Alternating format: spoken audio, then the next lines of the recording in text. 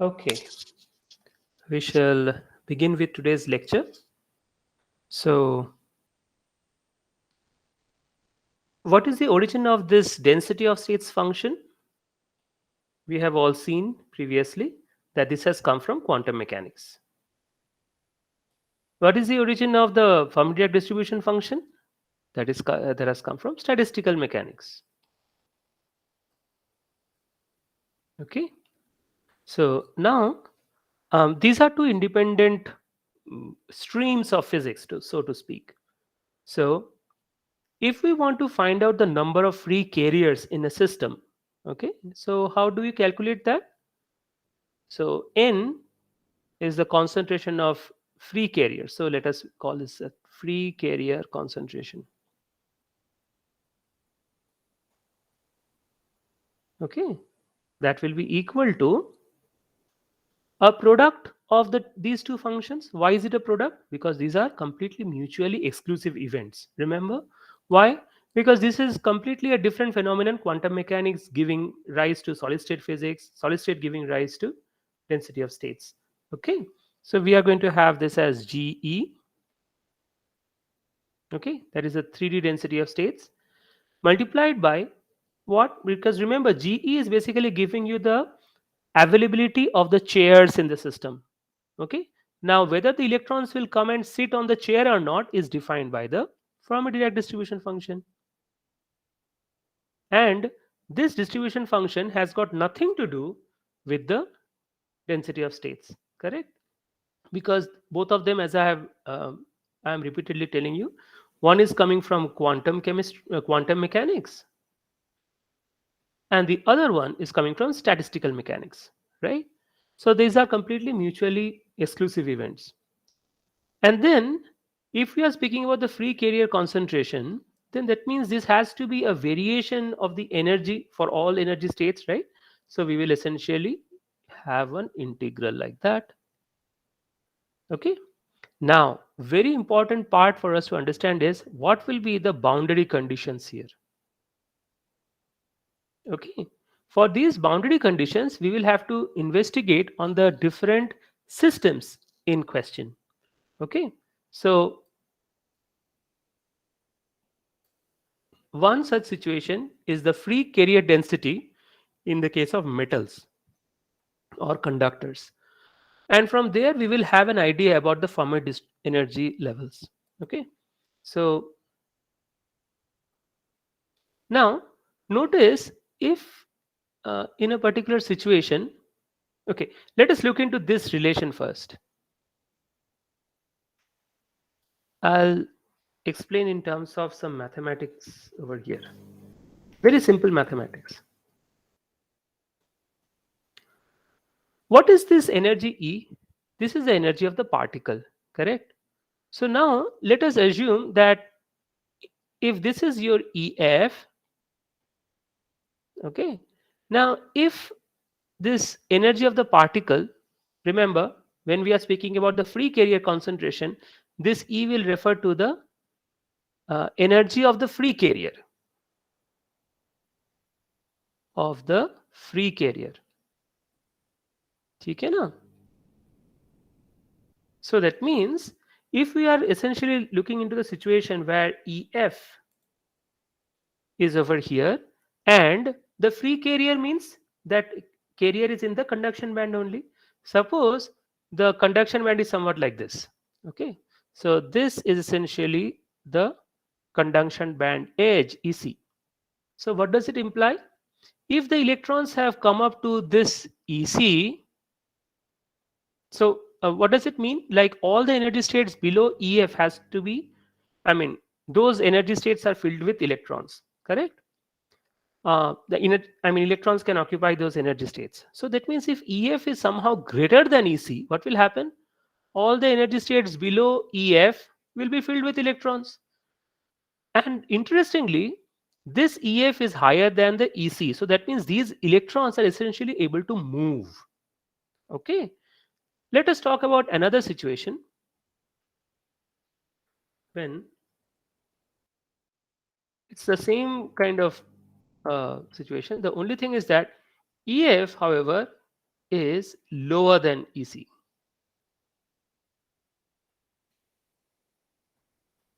Then the next energy band starts from somewhere here. What will happen? All the energy states below EF are filled with electrons. Okay, and this maximum energy level is essentially the EV. So this is what we call as the valence band, and this is what we call as the conduction band. Okay, this is also the conduction band, by the way. However, EF happens to be higher than the minimum value of the conduction band. So that means the energy states which are filled with electrons in this particular case of the semiconductors, okay, semiconductors, and this is the case of a metal. In case of a semiconductor, what happens is there are energy states which are filled with electrons. However, those energy states are not falling in EC. Okay, so that means these energy states are, I mean, these electrons are not free, so to speak. They are not free carriers. All right. Whereas in case of a metal, if EF is larger than EC, then we are going to have lot of electrons in the conduction band itself, and as a consequence, what will happen? Those electrons are able to move freely inside the metal, isn't it? So this is how we can define semiconductors and metals.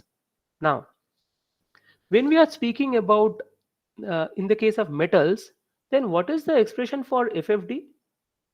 सोच लो. E, that means the energy of the free carrier. Energy of the free carrier is definitely much lower than EF. Yes, so that means E is lower than EF. Therefore, FFD of energy is equal to क्या होने वाला है? 1 plus e to the power of minus some value. Let me put it in the other way. EF minus E by kT. In essence, this part is negative. Okay, e to the power of minus something. Huh? And what is the value of kT? कौन बताएगा? Everybody knows. 26 millivolts. Yes, at room temperature. At room temperature. Do not forget that. That's a very important thing. Okay, temperature. If it is at 300 Kelvin, that is equal to 27 degrees Celsius. Okay, only then kT, okay, divided by Q. Remember, K into T is something different. Okay, let me do the calculation right away.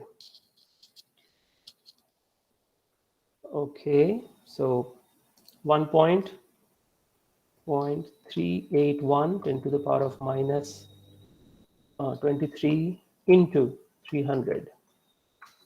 4.143 10 to the power of minus 21. क्या रहेगा? Kelvin will cancel and you will be left with only joules. Okay.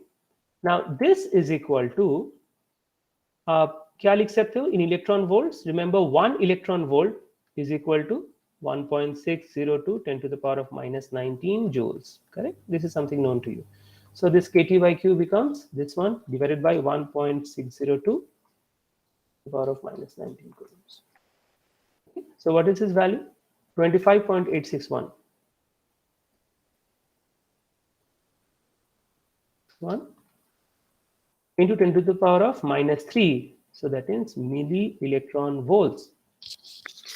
Remember, when I'm speaking about kT, the value is not in volts. The value is in electron volts. Okay. However, in this case, what are we going to do? So whenever we are speaking about the volt equivalent of temperature, then it has to be divided by Q. So that essentially becomes 25.86. That is 26 millivolts at 300 Kelvin. Okay, but whenever we are speaking about kT, then it will be the unit of energy, right? Either joules or electron volts. यहाँ पर क्या है? EF minus E. These are all energies, right? So kT का unit क्या होगा? Either electron volt में लिखोगे या फिर जूल्स में लिखोगे, ठीक है ना? So now what is most important is look at the order. The order is milli electron volt, okay? Whereas ef minus e, that will be in the order of electron volts or point some electron volts. So basically e to the power of minus a big number. Why big number? Ef minus e is in the order of, let us say, 1 electron volt multiplied by 10 to the power of 3 divided by 26 electron volt. Yeah, remember this is an small m over here. So yani ki if you are doing a minus over here, this orders, if you cancel, it will turn out to be a huge negative value. As a result of this will approximately be equal to kitna? Just 1. Okay? So this is mathematically what we have proven is that in case of metals, all the energy states will be filled with electrons. Okay? That means the probability of occupation of the energy states in metal is always 1. What does it imply? That means if there is any energy state, electrons can come and sit over there. Okay? In case of semiconductors, we will come to that in after a few minutes.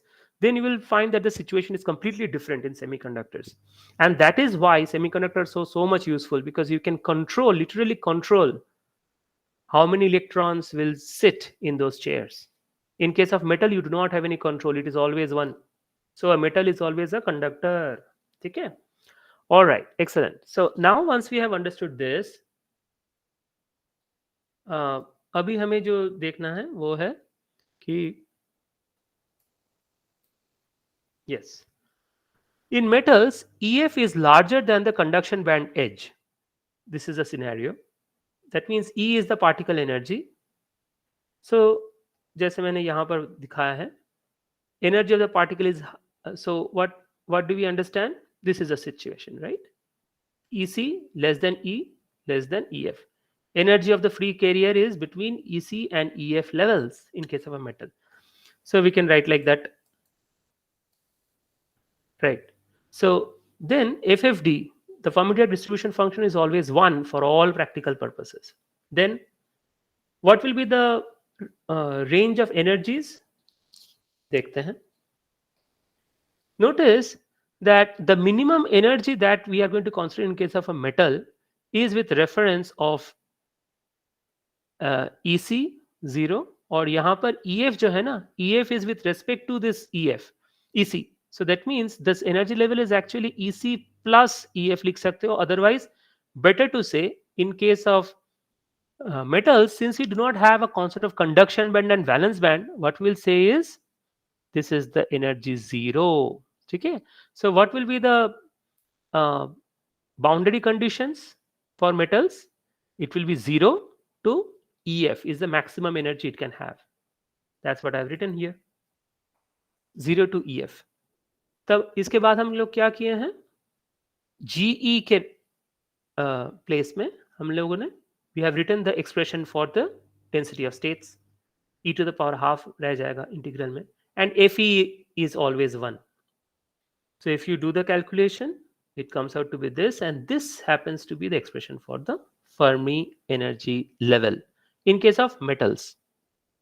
Okay? Now the question is, in case then you might ask like, sir, how can we calculate the value of EF, because we do not know the value of N? Is it true? No, because in case of a metal we always know the valency of the metal. ठीक है ना? So if it is sodium, you are always going to have 1 valence electron extra. Correct? So now what will be the concentration of N in case of sodium? कितना होगा? 1. No. Small n का unit क्या है? पर centimetre cube, है ना? Because what is small n? Number of free carriers per centimeter cube per unit volume. देखो, remember the concept of Avogadro's number? What was Avogadro's number? 6.023 into 10 to the power of 23. Excellent. Okay. we will actually write here, if it is element we will say atoms, if it is a molecule we will say compound, it will say molecules per mole. ठीक है ना? So in case of sodium we will write here atoms per mole. ठीक है? अब ये मोल क्या है? One atomic mass unit. ठीक है? So that means whatever is the weight of sodium, that much. So that many number of atoms will be there in that. So now this is something which is a universal constant we know. Now we have to find out the density of sodium. So sodium का जो density है Na, you can find out from the periodic table. Let's open it. Where is it? So sodium. Where is the density? You can find the densities. Okay. I do not know why the density is not available. Okay, you can Google it, or I have to look for it somewhere. Okay, so once you have the density of sodium, which you can simply find it on the internet. So once you know this, and you know the atomic weight of sodium, instead of mole, I could have written atomic weight. So what is Na? You can, from there you can say that what will be the unit of the density of sodium?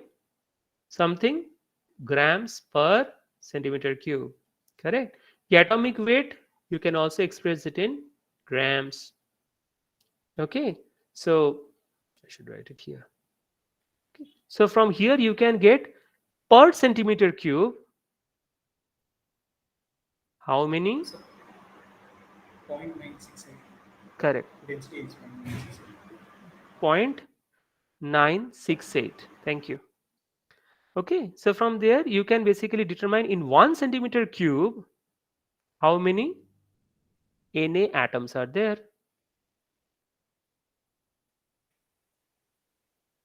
So what is that? You are essentially, you can find out from these two conditions how many sodium atoms are there. So what does it imply? You have essentially found out the atomic density of Na is equal to how much you have found out. Now, if this is the atomic density, now we know that sodium will have only one electron at its outermost shell. So that means if the atomic density is something which you know, so every atom will donate one electron to the one free electron. So it means that this will be exactly equal to the number of free carriers per centimeter cube. समझ में आ रहा है ना? ये बहुत आसान है. So now what we understand is, for any metal, once you know the density of the metal, Avogadro's number is a constant. Okay. Once you know the density of the metal and its atomic weight in grams, you will be able to find out the value of N. So the number of free electrons or free carriers in any metal is determined from this very basic stoichiometry in chemistry. Okay. Now the question is, that is always fixed for that particular metal, by the way.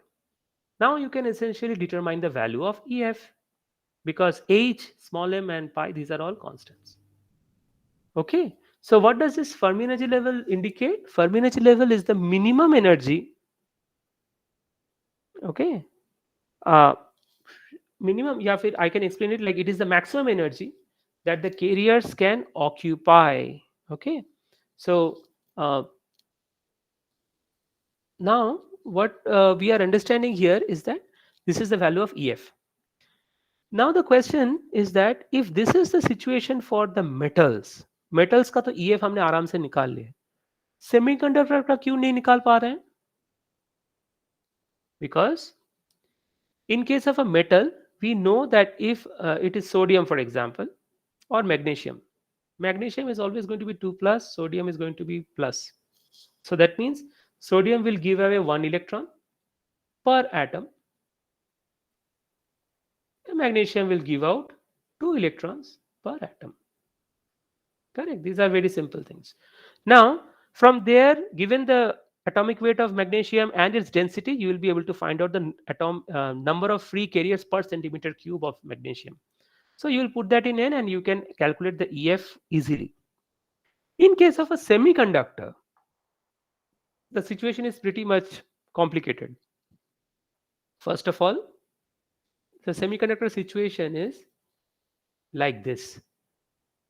So in case of a metal, you will always know, you can determine this carrier concentration. Okay, the number of free carriers you can understand from the metals. And from there, you can calculate the value of EF. In case of a semiconductor, however, it becomes difficult. Why? Because this will essentially depend on the number of free carriers as in the case of metals, but the number of free carriers is not fixed for a semiconductor.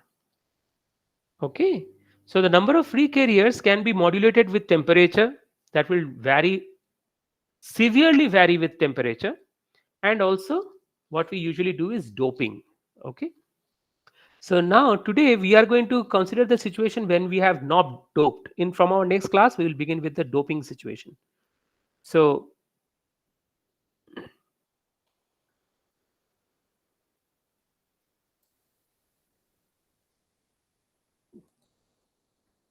yeah, this is the situation for, I'll just erase this part. This is the situation for semiconductors. Semiconductors के लिए हम लोग क्या देखेंगे? That the free carriers are available only above EC, somewhere here. So in case of semiconductors, what we see is that E is greater than EC is greater than EF. You can clearly understand that. The green part is the free carrier. The energy is higher than the EC, minimum of the conduction band, which is again larger than the EF. Okay. So this is the situation here. E greater than EC greater than EF in conduction band of semiconductors. Okay. अभी हम लोग एक बहुत ही important एक चीज हम समझने वाले हैं. This is called the concept of shallow doping. कौन बताएगा? ICFT.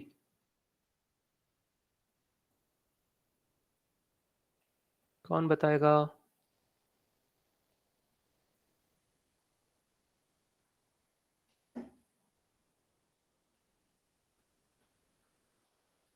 किसी ने सुना है इसका नाम? Have you even heard this? Please guess. Anything is fine.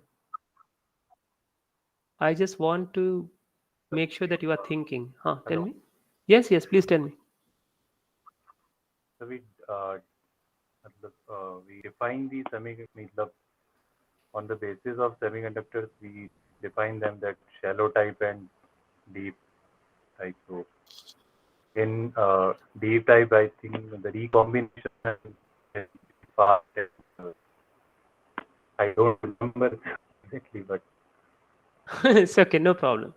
Actually वो semiconductor का नहीं होता है, shallow and deep doping का होता है.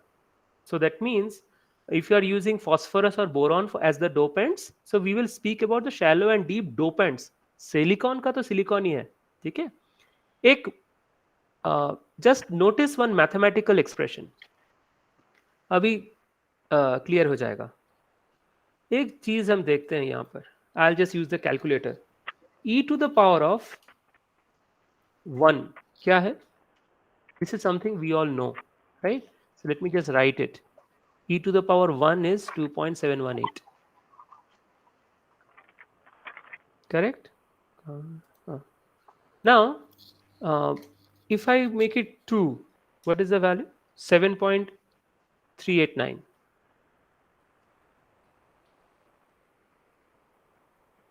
E to the power of 3 क्या है? 20.085. और ज्यादा जाने की जरूरत नहीं है. ओके, वो भी कर देते हैं. E to the power of 4 is equal to 54.598.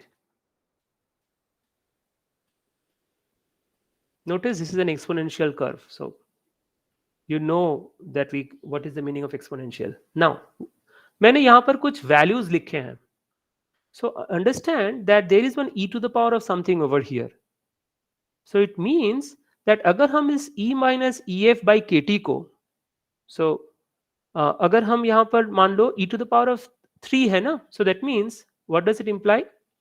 If e minus ef by kt, this whole factor is say equal to 3, it implies that e to the power of e minus ef by kt will be equal to how much? 20. Okay. Then what can we say about this particular fraction?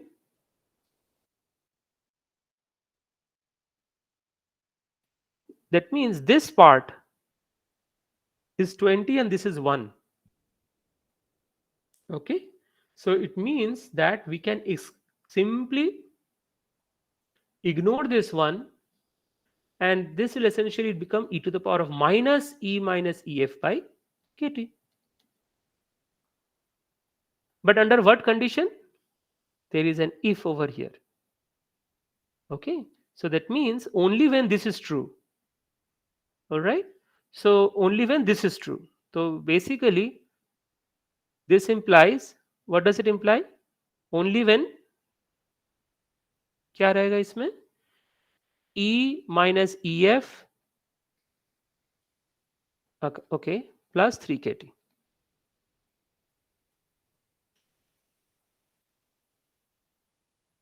समझ में आ रहा है ना? I have just written E minus EF is equal to 3 kt, so E is equal to EF plus 3 kt. Okay, so what does it imply? It means that only in the situation that the gap between the free electrons here, green mein, let me just show it like this. These are the free electrons, right? So this is energy E. This E minus EF, if it is greater than or equal to 3 kt, this one, only then we will be able to say that we can use this approximation that FFD is approximately equal to this. Now it turns out that this equation is nothing but the equation which is followed by Maxwell-Boltzmann statistics. So what does it imply?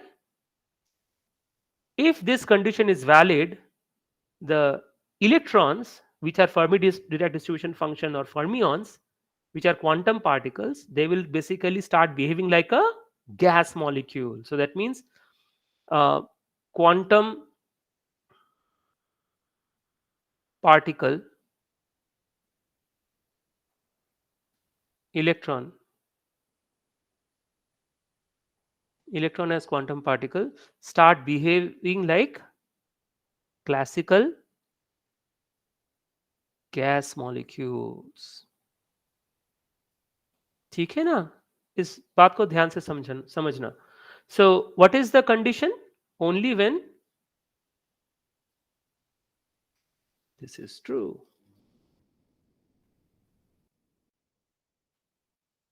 All right. So now what is the minimum value of E you can think of? कोई बताओ? E is the free carriers. What is the minimum value of E? EC, right? EC. E is E is always larger than EC, right? So this is equal to minimum E minimum. That means the minimum energy that the electron has to possess in order to conduct will be EC only. That is why we say it is in the conduction band. So that means it is definitely, it has to have a minimum energy of EC. Okay, that is the conduction band minimum. Okay, so what does it imply? What is the condition now? It breaks down to that EC minus EF जो है, that should be in the order of 3 kt. ठीक है? समझ में आ रहा है? So that means shallow and deep dopant मतलब we have to ensure that the Fermi energy level. Okay. There is a concept of shallow and deep dopants. We will understand that when we'll be dealing with dopants specifically.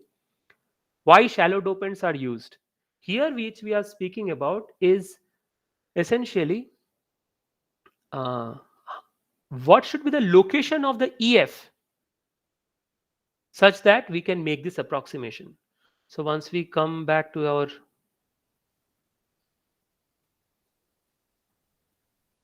Original thing, so हमने अभी देखा क्या, EC minus EF जो है, this should be in the order of 3 kT.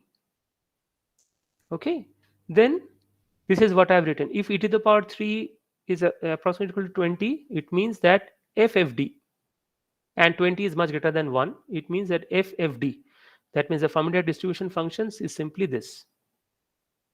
So why are we taking this in approximation? It simply makes our life easier. It becomes easier to solve this integral. That's it.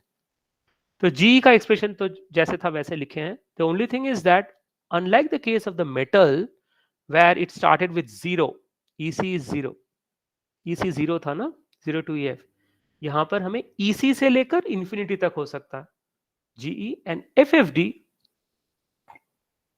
we will essentially use the Maxwellian statistics here. Okay, under what condition? So this is something which you have to keep in mind always. So whenever we are trying to develop a physical model of anything, okay, of any device, of any circuit, okay, for example, circuit में हम लोग क्या assumption लेते हैं? You are doing VLSI design, right? In VLSI design, what are you studying now? In VLSI design? Static CMOS. Fast transistor logic. Oh, now also static CMOS. Okay.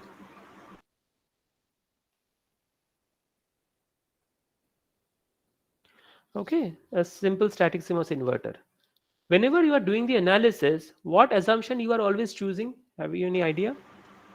No short channel effects. Uh-huh. I mean, not considering No short channel effects. No. I mean, just I mean, what is the approximation? Those are the finer things we are ignoring. First thing is that VDD is constant. है ना? VDD is constant. So there is a special group of circuits called adiabatic circuit. I do not know if you have heard the term. So adiabatic circuits are the group of low powered circuits, which is basically becoming very important in modern technology. So adiabatic circuit के बारे में हम लोग सीखेंगे in advanced VLSI design, if I am teaching the course, of course. So adiabatic circuits में हम लोग ultra low powered circuit design करते हैं. So in adiabatic, this is not constant anymore. Okay, it will essentially be a ramp. Okay, so clearly VDD is a DC supply. So we are assuming that VDD is constant. What is the second assumption? I mean, you have to know the assumptions, right? अब इतना बारीकी से आप लोग कभी सोचे नहीं थे शायद. Now notice that whenever we are saying that the input is coming at an instant t0, t equal to t0. Okay, what does it imply? It implies, I mean, we are always considering that at t equal to t0, that instant when the signal starts, the let us say the output was already stable at that time when it was t equal to t0. After this, you are essentially going to find a fall time, and as a consequence, this delay, what is it called? This delay को क्या कहते हैं? TPLH. TPLH, yeah, that is basically the propagation delay. So now this propagation delay, if you are considering this propagation delay, now this propagation delay assumption is that at t equal to 0, this data is stabilized. Now let us assume that you are working at a very, very fast circuit, and what has happened is the data hasn't even stabilized at this, something like that. Okay, but what will you get? You are going to get garbage, right? So this topic falls under the very important topic called static timing analysis. Timing analysis, or STA for short. So whenever you are doing the analysis for a static CMOS inverter, या फिर dynamic CMOS inverter, whatever, domino, whatever, in VLSI design, you are always assuming two things. That means the power supply, that is the power grid, is stable, and the output and all the other voltages in the circuit, that means all the voltages at the nodes are all stabilized before that excitation comes. Okay, and if that excitation comes before or after, that is what we call it as a setup time and hold time in static timing analysis. अब ये थोड़ा सा VLSI design हो गया है, but again I'll tell you that this will fall under the question of static timing analysis, and most of the jobs which you get after your ME in BITS at least, they are primarily as verification engineer, testing and verification. So STA is must for it. I do not know if Syed sir will be teaching this. If he doesn't, then of course, if I teach advanced VLSI design, I'll definitely spend a lot of time on this. Anyway, so the bottom line is, हम जो ये static timing analysis वगैरह जो भी हम static CMOS analysis कर रहे थे, we were doing that analysis on the basis of certain assumptions. ठीक है? As I told the assumptions here, right? So similarly, whenever we are trying to, those equations of the propagation delay, low and high time, transition time, high to low time, so there are many definitions. So all those properties, all those parameters in the circuit, they are valid. Those models for the circuit, they are valid for those assumptions which I have just told you. Similarly, the models which we are developing for the devices, they are also based on certain assumptions. Okay, that one of those important assumption is this one. And what does it imply? Later on we will understand that when we are doping the material, what will happen? अगर हमने यहाँ पर ज़्यादा N-type dopants दिए ना, EF will start moving up and up, more and more towards EC. That means all the theory which we are doing here, okay, basically in this course we are not going into quantum mechanics, quantum mechanical transport, basically not quantum mechanics, quantum mechanical transport from the perspective of current conduction. So that is the reason why we will simplify it with only classical examples, and that is why this quantum statistics has been transformed into classical statistics here. Okay, this is the Maxwellian statistics. So ये Maxwellian statistics जब हम ले रहे हैं, what is the tacit assumption? EC minus EF is greater than or equal to 3 kT. The mathematical reason is given over here. Okay, now what is interesting is, what is the meaning of that? कौन बताएगा? जैसे मैंने बताया कि if you are doping the material, EF will gradually either move up or it will move down. So that means the difference between EC and EF will become less and less than 3 kT.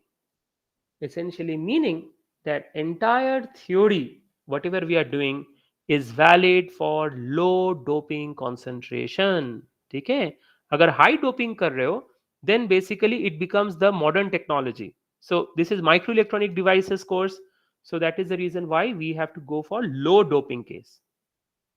Okay, so low doping case means ND or NA will be in the order of 10 power 16 से लेकर 10 power 17, बस इतना तक. Remember in our previous lecture I had told you what is the minimum doping? कौन बताएगा?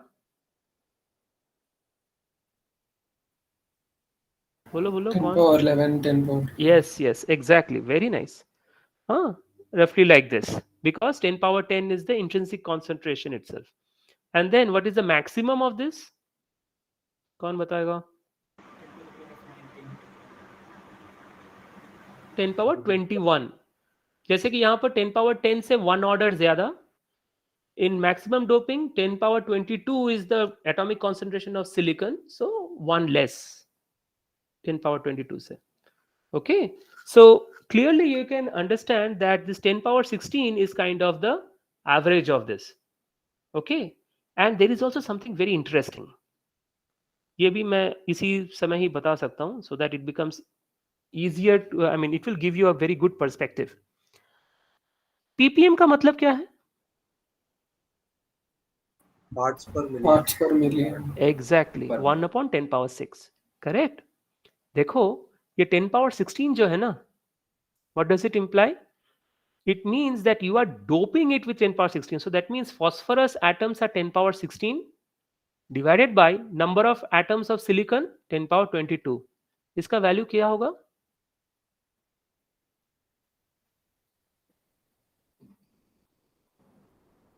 Isn't it? Yes or no? So that means whenever, if you are working in industry, when you are working in a fabrication industry, Intel में जाके आप खुद fabrication कर रहे हो, then in industry, global foundries and all these kind of industries, TSMC, वहां पर लोग यहाँ पर 10 power 16 11 ऐसे बोलते नहीं है. People are more, they are speaking in terms of parts per million. So that means when we are speaking about 1 ppm doping, it means 1 phosphorus atom per million silicon atoms. That means 10 power 16 doping per centimeter cube doping. समझ में आ रहा है ना? देखो पूरा calculation है, हाँ या ना? करेक्ट, समझ में आ रहा है, right? So that means what we are trying to tell you is that 1 ppm doping essentially means this particular value. So whenever we are speaking about 100 ppm, in modern technology we go for 100 ppm. 100 ppm means 10 power 18. Okay. In modern technology वो scaling theory देखेंगे कब पढ़ाया जा सकता है. Okay, so that is the concept of 1 ppm doping, 1 parts per million, that is 10 power 16. Now, if it is 10 power 16, then EC minus EF is definitely greater than 3 kT. Okay, we will look into that. We will do the mathematics and exercises for that when we deal with doping. अभी हम intrinsic की ही बात कर रहे हैं.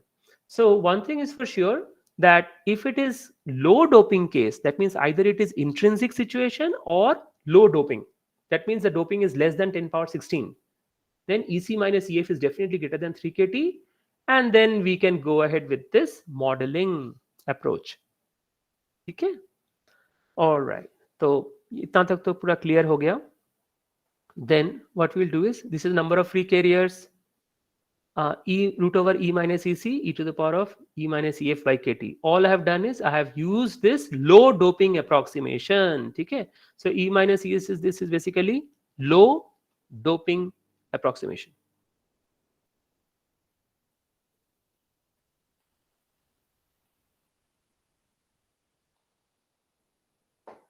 Okay, this one. Okay, so now I have done this integration. I mean, there is, I'll share with you this one. So this is practically very simple. I mean, you have done a substitution over here, and this integral happens to be the gamma function.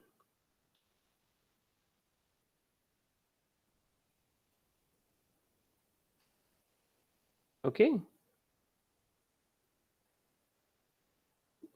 तो यहाँ से I have essentially got this expression. Okay. Now, once we have got this expression, we will call this NC, this capital NC, as this particular factor. Okay. Now, what is interesting is that this is called the effective density of states. Why? Because if, notice that if you are doping it very high, क्या होने वाला है? As I told you, EF is gradually going to be equal to EC. That means this जितना doping ज़्यादा करोगे, EF will gradually move more and more towards and merge with EC. Correct? Then what is the meaning of that? EC minus EF becomes 0. E to the power 0 is 1. So N is equal to NC. Essentially meaning that the total number of free carriers will be equal to NC when you have doped it very high. That's why it is called the effective density of states. So that is the maximum density of states you can get in a doped semiconductor. Okay. Similarly, in the valence band, अगर हम देखना चाहेंगे, तो what is the scenario? It is just the reverse. That means, okay, energy of the holes, we will see after a while that the effective mass of the holes is negative. So energy of the holes will be lower energy than EV. Okay, यहाँ पर आ जाएगा. These are the holes over here because they are vacancies. Now, with that in mind, if you do the calculation, if FFD क्या था? FFD is the, okay, I have written that. Notice that FFD, Fermi-Dirac function, is the probability of occupation of the electrons. Then the maximum value of FFD is 1, right? Probability का हमेशा 0 and 1 से होता है. So 1 minus FFD will be the probability of a vacancy, that means electrons not there. That means holes. So in the valence band, if you want to find out the number of free holes, free electrons का तो हमने निकाल लिया, अब free holes का निकालना है. तो free holes के लिए minus infinity to the maximum of the valence band, that is EV. Then again G and all, this derivation is what you can basically refer to. Again, this is the gamma function and you will get this. And you will finally end up with the effective density of states like this. Okay. This mathematics is something I used to derive earlier for your earlier batches. Then I found it is basically just mathematics which you can do it on your own. So I'm just skipping all that. Okay.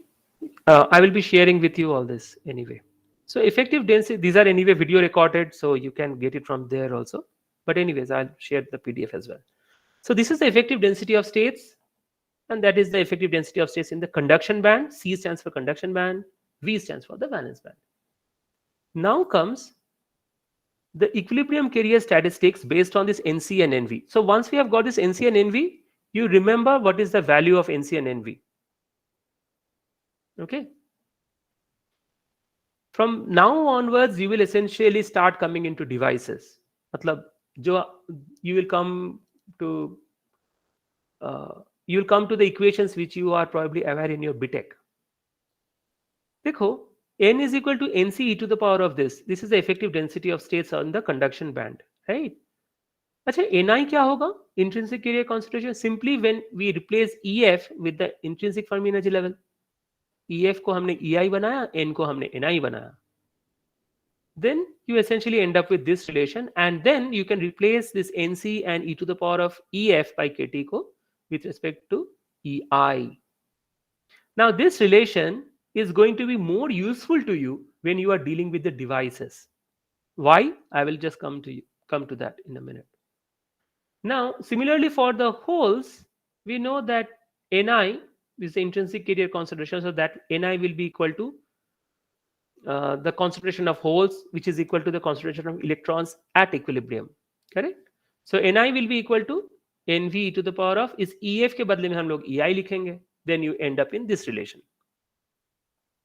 तो वहां से we will replace this Nv and e to the power of plus EV by KT with EI. So this is the relation under equilibrium. Now अगर ये equilibrium में है तो क्या करेंगे? Simply if we multiply this, P into N is equal to, if you notice, you will be left with only Ni square. Now this is called the mass action law. This is very famous in case of semiconductors. But this is in textbooks they are usually taught, and I have noticed that many people, even several faculties, I have noticed that they have got a misconception here. Let us be clear about this right away. And that misconception is, uh, who can say? Anybody having an idea? This is valid only under, It is valid for light doping. no, Masses. under equilibrium. Light doping के लिए नहीं Density है, of mass is only under constant. equilibrium. So valid only under equilibrium. So it's not a question of light or heavy doping. This mass action law is valid even for a heavy doping as well, provided it is under equilibrium. That means you are not putting any bias or any excitation. That means equilibrium, that is no bias और excitation. ठीक है, ये doping के लिए नहीं है. अगर आपने ज्यादा भी डोपिंग कर दिया ना, तब भी आपका Pn equal to ni square रहेगा. The only thing is this equation will not be valid under any excitation or bias. Why? इस इक्वेशन से कोई बता सकता है? Because if you are not biasing it, doping से क्या होगा? EF will change, but EF will change in the same manner. Suppose EF will increase here, similarly EF will increase by the same amount over here. So they will get cancelled if you are making P into N from the equation itself. ठीक है ना? But the problem is that if you are putting a bias, in one side EF will come down, the other side EF will go up. That is why it is called quasi Fermi energy level. We will look into doping concentrations, doping effects we will see later after 1 or 2 classes. Okay, so what happens if EF becomes different? Okay, then this is not valid anymore. No, EF will not cancel anymore. समझ में आ रहा है? हाँ? So this mass action law, many people apply Pn equal to Ni square even for a BJT in a circuit. Come on, in a circuit you have put bias. I know. You have applied VGS, VDS in case of a MOSFET circuit and you are trying to apply Pn equal to Ni square. Not possible. Completely wrong.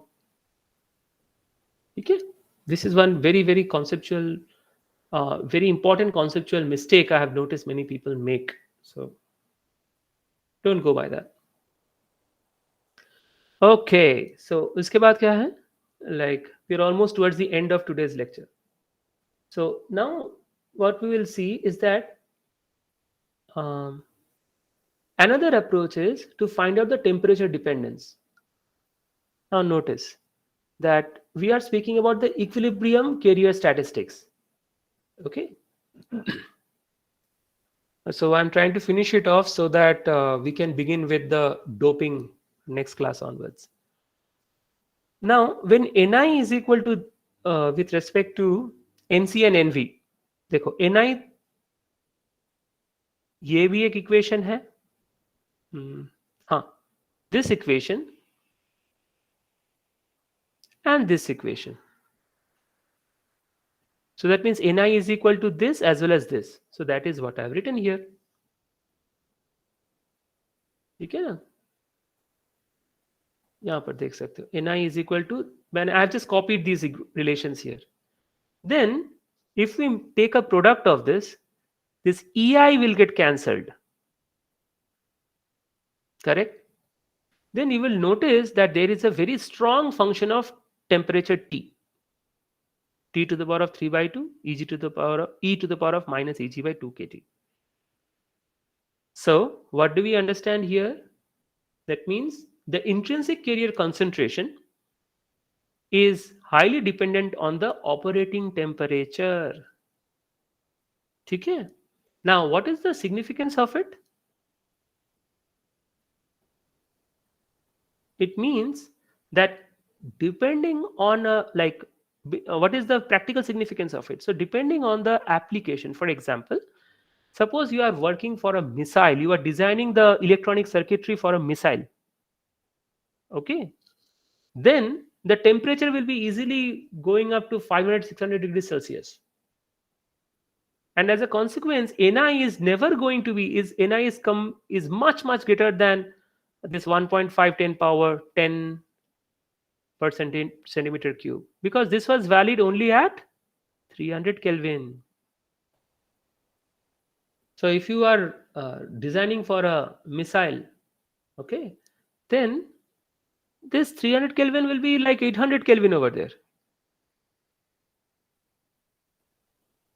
Okay, then this is completely wrong. Ni is much larger than that. So what does it imply?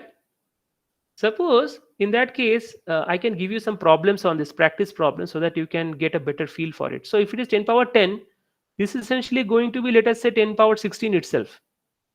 Suppose, I do not know the exact value. I have to do the calculation. So if it is 10 power 16, then suppose you are doping it, sir ने बताया था 1 ppm करने के लिए. You have doped it at 10 power 16. Again, it becomes stupid. Yes or no? Because even though you are doping it at 10 power 16 like 1 ppm, it makes no difference.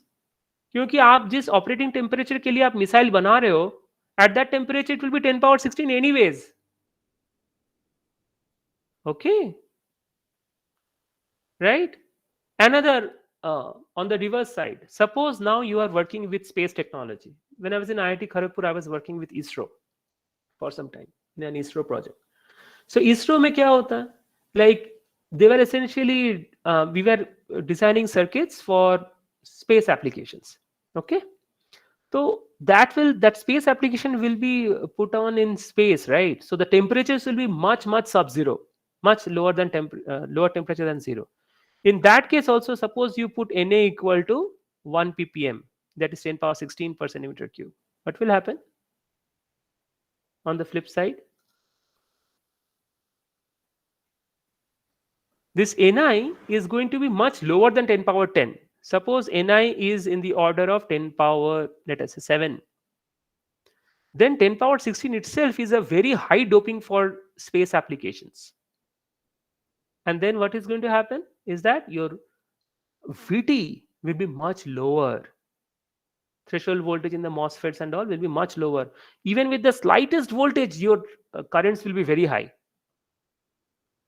That means the controllability of the circuits will be, you cannot design robust circuits. थोड़ा सा भी meteorite shower हुआ, बस your circuit is gone. Okay, so that is why we call something as rad hard technology. That means radiation hard technology. That basically boils down to FDSOI, fully depleted silicon on insulator. Anyway, we will learn about those later. Okay, so that means depending, so this is for ISRO application when the temperatures are much lower than zero, and this is for let us say DRDO applications. Okay, Air Force applications, missile applications. Okay, so that means whenever you are designing the circuit, you have to always keep in mind the target temperature, target operating temperature. So whenever you are designing, let us say, i7 processors for consumer electronics, for your laptops and smartphones, we are always designing with the room temperature. That means these devices are made for 300 Kelvin to 400 Kelvin operation. Okay, in this, roughly in this range. Yeah, 250 Kelvin to 350 Kelvin, something like that. All right, so we do not actually go ahead and, so depending on the target operating temperature, you have to essentially design the circuits accordingly. Okay, because your Ni is going to change. So will be the band gap as well. Okay. Then the another relation that we will understand here is that the intrinsic Fermi energy level. So if we are one approach is we are simply multiplying these equations. The other equation is I will ignore this Ni and we will just equate this two. Okay, these two relations. Then from there, what we will get is that the intrinsic energy level is almost at the midpoint of the band gap, average of the band gap. Okay, provided that the effective mass of the holes and the electrons are roughly the same. And in our next lecture, we will think about the effective masses of holes and electrons. Okay, but that will not take much time. And then we will directly go into understanding of the doping levels. Then we will move into carrier transport. Okay, और carrier transport के बाद हम सीधे चले जाएंगे diodes पे, junctions basically. Okay, that's all for today. And if you have any questions, you can ask me. I'll just stop the recording.